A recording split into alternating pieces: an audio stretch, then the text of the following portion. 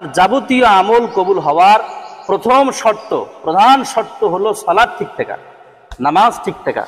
বুখারী বর্ণনা স্পষ্ট আছে, লা সালাতা লিমান লা আমানা, যার নামাজ নাই তার ঈমান নাই, যার নামাজ নাই তার ঈমান নাই। এখন যার ঈমান থাকে না, তার সাদাকা কি, তার হজ কি, তার কুরবানি কি, তার অন্যান্য ইবাদতগুলো কি গ্রহণযোগ্য পাবে? গ্রহণযোগ্য পাবে না। এজন্য আমাদেরকে সালাতের প্রতি অত্যন্ত গুরুত্ব দিতে হবে। রাসূল আরবি সাল্লাল্লাহু আলাইহি ওয়াসাল্লাম মক্কাতুল মুকাররমার মেঝেতে নামাজ পড়তেছিলেন। অন্তি মুহূর্তে আবু জাহেল তার দলবল নিয়ে চিন্তা করলেন মুহাম্মদ সাল্লাল্লাহু আলাইহি ওয়াসাল্লাম তাকে হেনস্থ কিভাবে করা যাবে। তারা একটা পরামর্শ করলো, যখন মুহাম্মদ সাল্লাল্লাহু আলাইহি ওয়াসাল্লাম এই সিজদায় যাবে তখন তার উপরে আমরা উটের নাড়ি ভুঁড়িগুলো চাপাইব। নবীজি সিজদায় চলে গেলেন।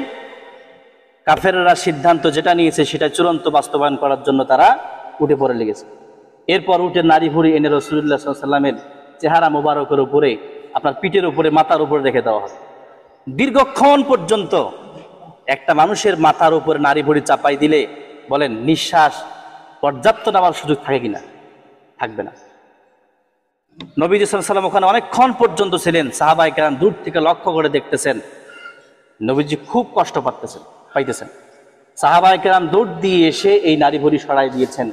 আবু বকর সিদ্দিক রাদিয়াল্লাহু তাআলা আনহু সেদিন আফসোস করে বলেছিলেন, হ্যাঁ আমার জাতি, যে লোকটা তোমাদেরকে নামাজের কথা বলে, ঈমানের কথা বলে, পরকালের কথা বলে, তিনি কিন্তু নিজের দুনিয়ার কোনো সম্পদ হাসিল করার জন্য কখনো কোনো কথা বলেন না। তোমাদের পরকাল কিভাবে ভালো হবে সেই বিষয়ে তিনি কথা বলেন। তোমরা এই লোকটার প্রতি যে জুলুম করলা, এই জুলুম, এই নির্যাতন তোমাদের জন্য একটা সময় কাল হয়ে দাঁড়াবে। আমার ভাইয়েরা, সেই জুলুম নির্যাতন ওই আবু জাহেল, উতবা, সাইবার জন্য কাল হয়েই দাঁড়িয়েছে। আবু বকর সিদ্দিক রাদিয়াল্লাহু তাআলা আনহু সেদিনের কষ্ট সহ্য করতে না পেরে ছোট্ট বাচ্চার মতো কেঁদেছিলেন। একটু শুধু আপনি যে আমাকে খেলান, যে আপনার নবী, আমার নবী, কলিজার টুকরা হাবিব আকরাম সাল্লাল্লাহু আলাইহি ওয়াসাল্লাম নামাজ যখন পড়তেছিলেন কি নির্যাতন, কি নিপীড়ন সহ্য করেছিলেন। ওই সময় ইসলাম এত সহজ ছিল না। আমরা যে সহজভাবে ইসলাম পালন করতেছি, আমাদের 24 ঘন্টায় 5 বারই চতুর্দিক থেকে এলান করা হয়, হাইয়া আলাস সালাহ, হাইয়া আলাল ফালাহ, নামাজের দিকে আসো, কল্যাণের জন্য আসো। বলেন কিয়ামতের ময়দানে আল্লাহ যদি বলে, বান্দারে চতুর্দিক থেকে অসংখ্য মাইক দ্বারা তোমার কর্ণগ্রহণ পর্যন্ত আমার কিছু নির্দিষ্ট কিছু বান্দার মাধ্যমে তোমার কান পর্যন্ত আওয়াজ পৌঁছে দিয়েছিলাম, আস-সালাতু খায়রুম মিনান নাওম, ঘুমের চেয়েও নামাজ উত্তম। বান্দা বলো, নামাজে আসুনি কেন? বলেন জবাব থাকবে কোনো? কি উত্তর করবেন আপনি? বলেন কি উত্তর করবে আমার ফ্যামিলির লোক? কি উত্তর করবে আমার সমাজের লোক? কি উত্তর দিবেন আপনারা? বলেন। উত্তর দেওয়ার কোনো রাস্তা, কোনো পথ চালু থাকবে না। তাহলে অটোমেটিক্যালি আপনি আমি যাচ্ছি কোথায়? আমাদের পথটা কোন দিকে আমাদেরকে নিয়ে যাচ্ছে? অবশ্যই আমরা জাহান্নামের দিকেই যাচ্ছি। আমার ভাইরা, আল্লাহ সুবহানাহু ওয়া তাআলা এই বান্দাকে কখনোই জাহান্নামে দেওয়ার জন্য তৈরি করেননি। আমি এটা প্রত্যেক মাটি বলার চেষ্টা করেছি। আপনাকে আমাকে আল্লাহ সুবহানাহু ওয়া তাআলা জাহান্নামে দেওয়ার জন্য সৃষ্টি করেন নাই। এই খবিস ইবলিস স্রষ্টার সামনে দাঁড়িয়ে যখন বলেছিল, চ্যালেঞ্জ গ্রহণ করলাম, দেখে নিব আপনার বান্দা কিভাবে জান্নাতে যায়। সৃষ্টি স্রষ্টার সঙ্গে চ্যালেঞ্জ করেছে। বলেন স্রষ্টার আত্মমর্যাদা লাগবে কিনা? আল্লাহ সুবহানাহু ওয়া তাআলার সামনে ইবলিস যখন চ্যালেঞ্জ করলো, আপনার হাতে বানানো বান্দা, খলাকতু বিয়াদাইয়া, আপনি নিজ হাতে বান্দা বানিয়েছেন, জান্নাতে দিবেন, আমি দেখে নেব বান্দা কেমনে জান্নাতে যায়, জাহান্নাম নিয়ে ছাড়বো।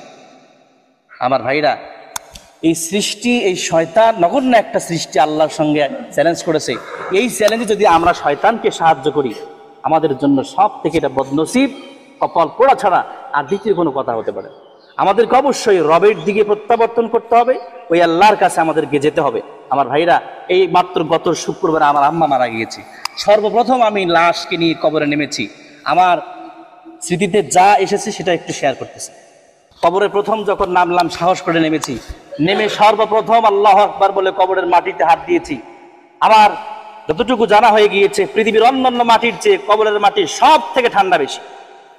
কবরের মাটি সব থেকে ঠান্ডা বেশি। এই মাকে আমি নিজে কবরে নামিয়েছি। আমার পর এরপর যখন আপনার অন্যান্য সুগন্ধি দেওয়ার পর মাথার বাদনটা খুলেছি, মাকে শেষবারের মতো দেখবো। আল্লাহর কসম করে বলছি, এই যে খুতবা নিয়ে বলছি ভাই, মায়ের চেহারা দেখার মতো শক্তি আমার ভেতরে আসেনি। আমার মনে হচ্ছিল আমি মনে হয় এখানে সেন্সলেস হয়ে পড়ে দেবো। দ্রুত সেখান থেকে চলে এসেছি। ওঠার পর কলা পাতা বিছানোর পর একটু ফাঁক ফোকর দিয়ে দেখার চেষ্টা করেছিলাম মনকে সান্ত্বনা দেওয়ার জন্য। মা না নড়ে চড়ে উঠে, কিন্তু মা আর নড়লো না। মা আর একটা বারের জন্য আমাকে ডাকলো না। মনে হচ্ছিল মা যেন আমাকে এভাবে ঝাপটায় ধরার জন্য চাচ্ছিল আর বলতেছিল, ছেলে আমাকে কোথায় রেখে যাচ্ছ? কিন্তু আমার ভাইরা, দুনিয়ার চরিত্র নিয়ম এটা, সবাইকে যেতে হবে। কাজে আমরাও এখানে রেখে এসেছি। আপনার ছেলে মেয়ে আপনাকেও একদিন রেখে আসবে, আপনার ভাই, আপনার এই মহব্বতের মানুষগুলো একদিন আপনাকেও রেখে আসবেই, মাটি চাপা দেবে। একটা মানুষকে যখন মাটি চাপা দেওয়া হয়, চতুর্দিক থেকে যখন মাটি দেওয়া হয়, তখন লাশটা খেয়াল করে ধরে নেন, আপনি খেয়াল করে দেখতেছেন একটু দুনিয়ার আলো বাতাস আসতেছে, একটু পর যখন আলো বাতাস বন্ধ হয়ে গেল, তখন কলিজা ছিঁড়া চিৎকার আর্তনাদ দিবে। এত চিল্লায় দেয় বান্দা সর্বপ্রথম তার সন্তানদেরকে বলে, আমার ছেলে মেয়ে সন্তানরা, তোমাদের জন্য শীত গ্রীষ্ম কোনো কিছু বুঝি নেই, আজকে তোমরা আমার সঙ্গে শোয়ার জন্য আসবা না? ও আমার স্ত্রী, আমি না থাকলে তোমাকে বাড়িতে ভয় লাগে, আমার সঙ্গে আজকে শোয়ার জন্য আসবা না? বলেন, পৃথিবীর কোন মহব্বতের ভাই আছে, কোন পিতামাতা আছে, কোন ছেলে মেয়ে আছে যে আপনার সঙ্গে ঘুমাবে? পৃথিবীর কেউ ঘুমাবে না। এ দুনিয়াকে আপনি যতটা বেশি ভালোবাসবেন, এ দুনিয়া আপনাকে ততটা নিকৃষ্ট পর্যায়ে ছড়ে মারবে। কাজে এই দুনিয়ার মহব্বত আমাদের অন্তর থেকে বের করতে হবে। ইসলামকে আমাদেরকে একেবারে পরিপূর্ণভাবে আঁকড়া ধরতে হবে, কারণ এই ইসলাম ছাড়া আমাদের অন্য কোনো রাস্তা খোলা আছে? ইসলাম ছাড়া যাবতীয় ধর্মগুলো, এগুলো সব বাতিল। একমাত্র রবের নিকটে পছন্দনীয় ধর্ম কোনটা? ইসলাম। কাজে ইসলামকে আমাদেরকে আঁকড়া ধরতে হবে। এই ইসলামকে আঁকড়া ধরতে পারলে আমরা সাকসেসফুল হব। আর ইসলামকে আঁকড়া ধরার জন্য যতগুলো আমল, এই আমলের প্রত্যেকটা আমলের মূল আমল কোনটা? নামাজ, নামাজ, নামাজ। আপনি 7 দিন পর্যন্ত নামাজ পড়লেন না, 7 দিনে আপনি 35 ওয়াক্ত নামাজ, 5-7 35 ওয়াক্ত নামাজ, এই 35 ওয়াক্ত সালাতে আপনি অ্যাটেন্ড করলেন না, আপনি শুধু জুমার দিনই শুধু অ্যাটেন্ড করলেন। রব যদি রাগান্বিত হতো, আল্লাহ তাআলা তার ফেরেশতা গেটের মধ্যে পাহারায় বসিয়ে দিত, বলতো তুমি 34 ওয়াক্ত সালাতে আসনি, এক ওয়াক্ত সালাত দিয়ে তোমার কি হবে? এক ওয়াক্ত সালাত দিয়ে কি হবে? রব কতটা দয়ালু, ফেরেশতা নিযুক্ত করেননি, ইমাম সাহেবকে এইটা বলার পারমিশন দেওয়া হয়নি। 34 ওয়াক্ত নামাজ যে পড়লো না, একদিন শুধু জুমার নামাজ, ওই সুন্নতগুলো বাদ, আগে পরে সুন্নত সব বাদ, শুধু 2 রাকাত নামাজ পড়ে বান্দা চলে যায় হুড় হুড় করে। এরপর ওই বান্দাকে আল্লাহ সুবহানাহু ওয়া তাআলা মহব্বত করে ভালোবেসে একের পর এক খানা দিয়েই যাচ্ছে। সুবহানাল্লাহ। আমার ভাইরা, এই যে আমাদেরকে বুঝতে হবে, আমরা যদি নামাজকে শুরু করে দেই, নামাজ আমাদের ঠিক হয়ে গেলে আমাদের যাবতীয় আমলগুলো ঠিক হবে ইনশাআল্লাহ।